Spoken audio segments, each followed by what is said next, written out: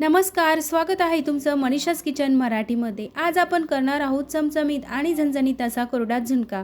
तर हा झुणका आपण भाकरी चपाती कशासोबतही खाऊ शकतो किंवा फिक्कं डाळ भात याच्यासोबतही आपण झुणका खाऊ शकतो। तर आजची रेसिपी अगदी पोट भरेल पण मन भरणार नाही अशी रेसिपी आहे। आणि हो, आपल्या फ्रीजमध्ये जर काही भाज्या शिल्लक नसेल तर तेव्हा हा झुणका आपण करू शकतो। ऑप्शनल म्हणून हा झुणका आपण करू शकतो आणि खूप चमचमीत आणि झणझणीत अशी रेसिपी आहे। आजची रेसिपी तुम्हाला जर आवडली तर व्हिडिओला लाईक करायचा आहे आणि माझ्या चॅनलवरती नवीन असेल तर चॅनलला सबस्क्राईब करून त्यापुढील बेल आयकॉनचं बटन दाबा। तर चला सुरुवात करूया आजच्या रेसिपीला। तर झुणका करण्यासाठी आपण सर्वात आधी तयारी करून घेतलेली आहे। या ठिकाणी मी बारीक कट करून घेतलेली आहे कोथिंबीर, एक मीडियम साईजचा कांदा, लसूण आणि 2 ते 3 हिरव्या मिरच्या। तर आणि या ठिकाणी घेतलेला आहे अर्धा कप बेसन। तर सर्वात आधी आपण कढईमध्ये तेल गरम करून घेतलेलं आहे। तेल अगदी कडकडीत होऊ द्यायचं आहे, म्हणजे आपली फोडणी जेव्हा चांगली कडकडीत बसते त्यावेळेस आपल्या कोणताही पदार्थ करतो त्याला खमंग असा वास येतो। तर 1 चमचा मी मोहरी टाकलेली आहे, 1 चमचा जिरे टाकलेले आहे। ते फुलल्याच्या नंतर त्यामध्ये मी जो कट करून घेतलेला लसूण आणि मिरच्या आहेत ते टाकलेले आहे। हे छान असे गुलाबी रंगावरती आपल्याला खमंग तळून घ्यायचे आहेत। त्याच्यानंतर मी थोडासा हिंग टाकणार आहे यामध्ये, म्हणजे आपल्या झुणक्याला खूप चांगली चव येते। आता जो आपण बारीक कट करून घेतलेला कांदा आहे तो आपण यामध्ये घालून घेऊया आणि छान खमंग होईपर्यंत 1 ते 1.5 मिनिट आपण याला तळून घेणार आहोत। कांदा आपल्याला छान असा खमंग होईपर्यंत तळून घ्यायचा आहे, म्हणजे आपल्या झुणक्याला छान अशी चव येते। तर कांदा आपल्याला गुलाबी रंगावरती तळून घ्यायचा आहे। यामध्ये आता आपण कोथिंबीर टाकून घेऊया, अर्धा चमचा हळद आणि चवीनुसार मीठ टाकायचं आहे। हे सर्व आपण छान असं हलवून घेऊया। बघू शकता किती छान रंग आलेला आहे। आता यामध्ये आपल्या झुणक्याला झणझणीतपणा येण्यासाठी आपण लाल मिरची टाकलेली आहे। मी या ठिकाणी 1 चमचा लाल मिरचीचा वापर केलेला आहे, तुम्ही तुमच्या आवडीनुसार टाकू शकता। आपली फोडणी छान अशी तयार झालेली आहे। या ठिकाणी मी अर्धा कप पाणी टाकत आहे।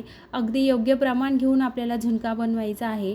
अर्धा कप पाणी टाकलेलं आहे, तर या ठिकाणी आपल्याला अर्धाच कप बेसन पीठ वापरायचं आहे, म्हणजे आपला झुणका एकदम छान असा तयार होतो। या ठिकाणी आपल्याला झुणका करायचा असेल तर जास्त पाण्याचा वापर करायचा नाही। आपल्याला या ठिकाणी पिठलं बनवायचं नाही, कोरडा झुणका बनवायचा आहे, त्यामुळे आपल्याला पाण्याचा वापर या ठिकाणी कमी करायचा आहे। तर ज्या कपाने मी पाणी टाकलेलं होतं त्याच कपाने बेसन पीठ घेतलेलं आहे आणि बेसन पीठ आपण एकदमच टाकून द्यायचं आहे आणि नंतर हलवून घ्यायचं आहे। तर बघू शकता या ठिकाणी बेसन मी टाकून घेतलेलं आहे आणि पूर्ण बेसन छान असं एकजीव करून घ्यायचं आहे आणि नंतर आपण याला वाफ काढून घेणार आहोत। तर 1 ते 1.5 मिनिट आपल्याला या ठिकाणी वाफ काढून घ्यायचं आहे, म्हणजे आपल्या पिठाचा कच्चेपणा निघून जाईल।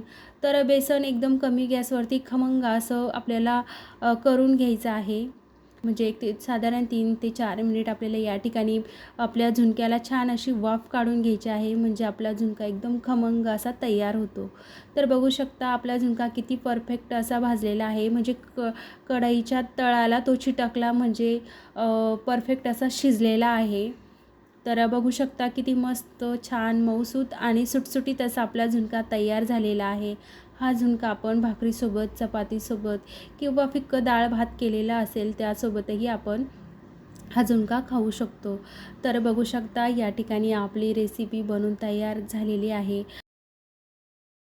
झुणका बघितल्याच्या नंतर तोंडाला अगदी पाणी येत आहे आणि आपल्याला झुणका खावासा वाटतो आहे, अशी आजची आपली रेसिपी बनून तयार झालेली आहे। तर फ्रीजमध्ये आपल्या भाज्या नसतील तर ऑप्शनल म्हणून आपण झुणका करू शकतो किंवा कुठे गावाला जायचं असेल तर त्यावेळेसही आपण झुणका टिफिनला नेऊ शकतो। तर हा झुणका तुम्ही भाकरी चपातीसोबत कशासोबतही खाऊ शकतात, लोणचं कांदा असेल तर खूपच छान। तर बघू शकता आजची आपली रेसिपी बनून तयार झालेली आहे। तुम्हाला आजची रेसिपी कशी वाटली हे मला कमेंट करून सांगा। चॅनलवरती नवीन असाल तर चॅनलला सबस्क्राईब करा आणि त्यापुढील बेल आयकॉनचं बटन दाबा, म्हणजे माझ्या येणाऱ्या प्रत्येक व्हिडिओची नोटिफिकेशन तुम्हाला लवकरात लवकर येईल। तर चला भेटूया पुढच्या व्हिडिओमध्ये, तोपर्यंत धन्यवाद।